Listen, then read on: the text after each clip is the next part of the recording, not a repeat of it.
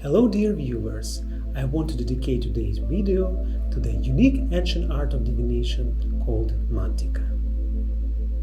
Since ancient times, many practitioners of the mystical spiritual art of Mantica have attempted to see the future, to delve into the essence of an issue of interest, to determine the cause of challenges and difficulties in the life of the person who turned to them. The main basis of this ancient professional art Mantica was the knowledge of the will of the gods by communicating with the higher beings that have divine wisdom and ancient knowledge. A person who was engaged in the divination with the help of magical and spiritual tools was called an oracle, a soothsayer, or simply a medium. And experienced specialists today call a client a sitter. As a rule for divination, in ancient times, people used various techniques to interact with the main elements of nature, mainly through the human emotional sphere. Within this practice, they entered a trance state through the simplicity of listening to the rustling of leaves in the wind, the crackle of burning wood, or the murmur of a water source. Sometimes instead they used contemplation of the sky, peered into the depths of rivers and lakes, and listened to the singing of the birds. Later on, people began to make special divination items according to their own inspirations and special magical qualities. These objects were made from specific materials, wood, stones, and sometimes the skulls and skeletons of animals and reptiles. Gradually, experienced magicians and prophets began to use quartz crystal and also black obsidian. This is how the crystal spheres, skulls, and magical black mirrors, now known to the layman, appeared. Regular people also wanted to look into the future, and over time card decks gained their name among many people for divination. And experienced specialists began to call the art of a professional divination a rare term named Mantica. At first, ordinary people began to make predictions using regular playing cards and dice.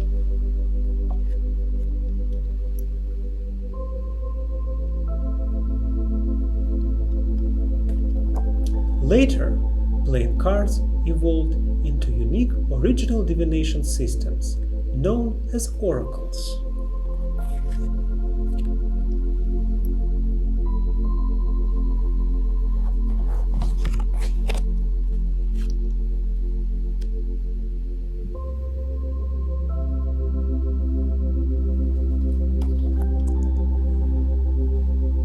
The new decks were created on the basis of centuries-old practices that they were passed down through generation.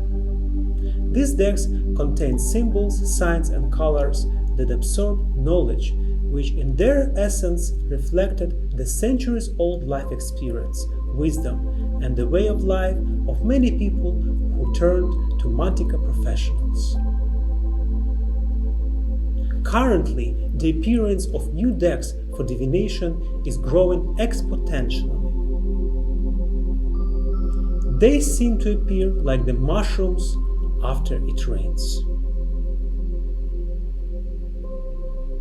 The main tools of a modern experienced Mantica professional are tarot decks and oracle cards. Tarot is a classic card divination. Such a deck, for example, is the Rider-Waite Tarot.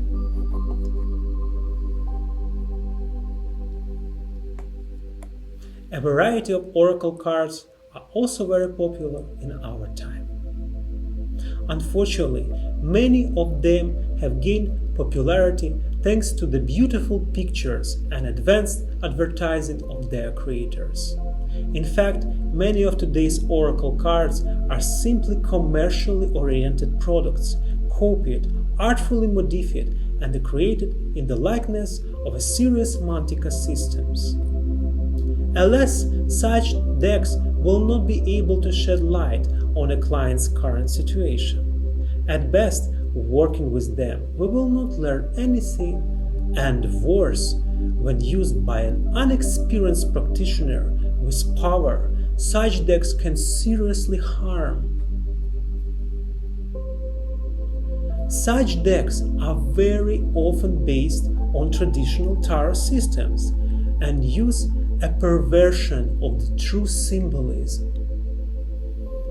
As a result, these types of cards distort the messages coming to beginners from the spiritual plane, and therefore they will not be able to fully decode and interpret the messages through which the spirit tries to help the seeker, like a crooked mirror that distorts the image seen in it by the viewer.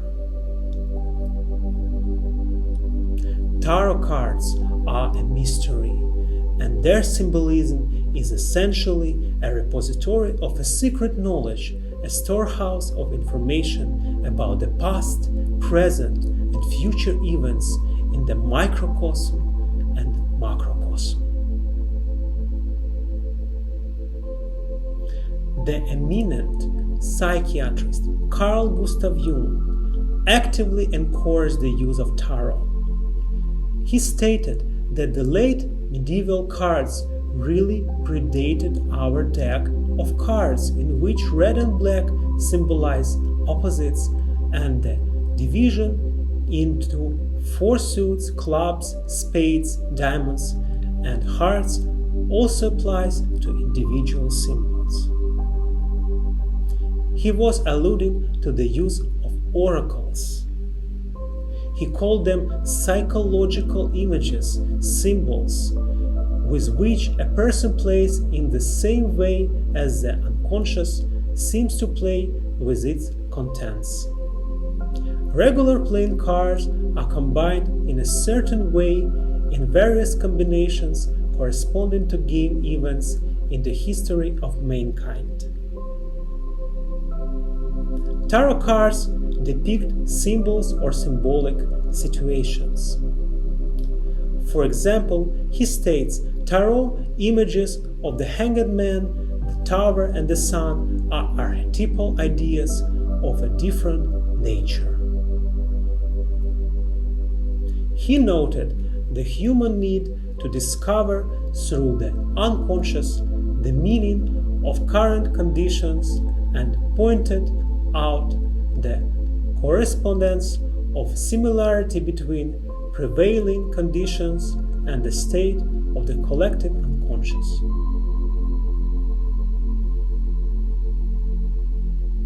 With the help of predictions, he sought to speed up the process of individuation, movement towards wholeness, and wholeness through playful combinations of archetypes. Jung called for an intuitive method whose aim is to understand the flow of life, perhaps even in predicting future events, in any case, in reading the conditions of the present moment. In my professional practice, which has continued for more than 25 years, during a Mantica consultation, I often use a combination of about 8-10 decks that I select individually for my clients depending on issues in various areas of their life. As a born medium, I also consider myself a psychic researcher. After I experimented and analyzed my sessions, I developed the understanding that the contemplation of the cards by the client helps the oracle to better tune into the energy informational field of the client's aura. and to establish and stabilize the connection of the chain between the spiritual plane, the medium, and the client. The cards become the material carrier of the energy and information. It also increases the quality and the level of energy informational resonance during the medium's contact with the spirits of a client's ancestors, higher beings, angels, or spiritual mentors. The involvement of a figurative content in the form of physical, visual stimulus material significantly stabilize and strengthens the channel between the medium, the seer, and the astral world.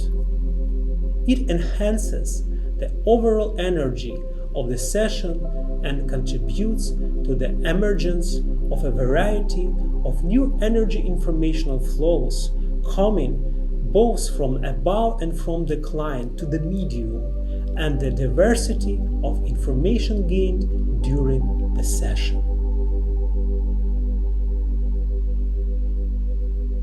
As a result, such a professional session becomes more useful, more informative, and increases the quantity and the quality of contacts with the spiritual world. It opens up new opportunities and perspectives for choosing the optimal solution to a particular issue and helps the oracle work simultaneously as a psychic, medium, and a channeler. Very often it helps to get information about the past lives of the seer through the channeling and helps us to understand the role and mission of the seer in this incarnation. Also, experienced professionals are always guided by messages coming from their guides and angels, higher beings, mentors, and ancestors on how to work with a card deck in each individual case. As a result, each session is brought to a much greater level. A professional practitioner reads each card according to its symbolism and meaning, according to their energy, and interprets the messages and experiences of the great creators of this or that deck. They do this with the involvement of the guidance and messages from the spiritual beings who took part in creating a particular deck.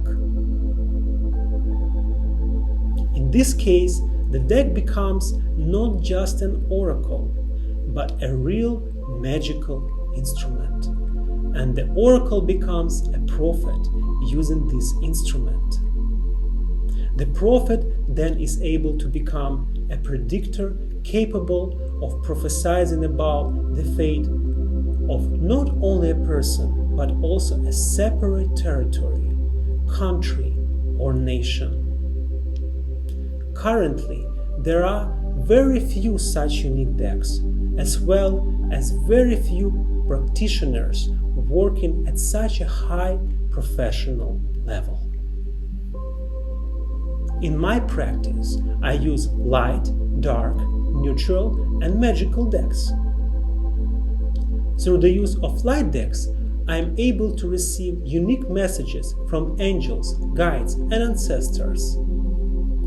This may be advice that can bring a person out of the depression, raise their vibration, boost their overall level of energy in a particular area of life, contribute to their physical well-being through spiritual healing, all through the messages that the card carries.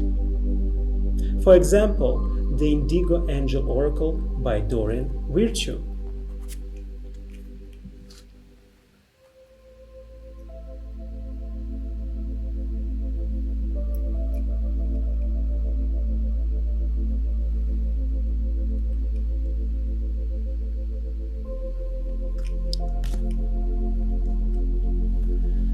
Some of the light decks in my collections are Orion's Tarot deck,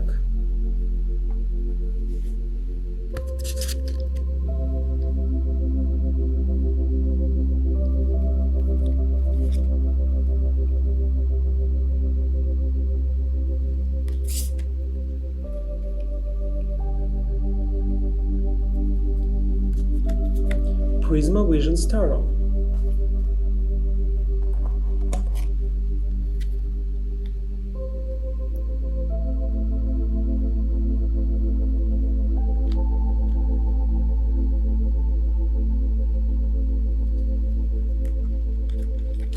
various versions of a Gypsy Oracle cards,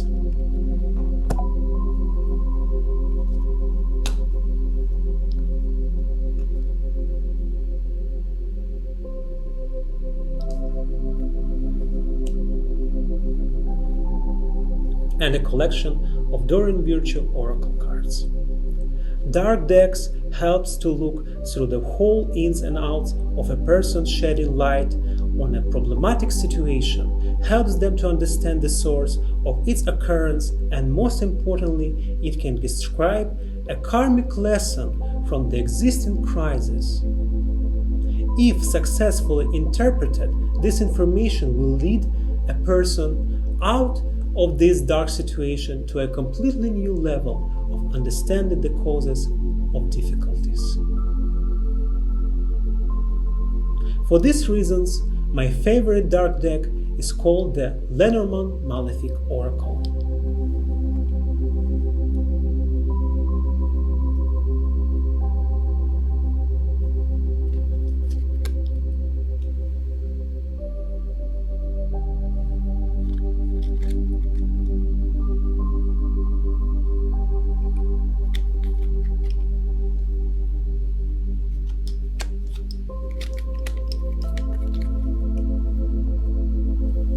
As for the special magical decks, I include ones that were created by artists who are magicians, enlightened people, and those capable of creating a special magical instrument that carries prophecies and the properties for receiving messages from the subtle worlds. And most importantly, these decks, when in the skillful hands of an experienced medium and magician, are able to influence life events.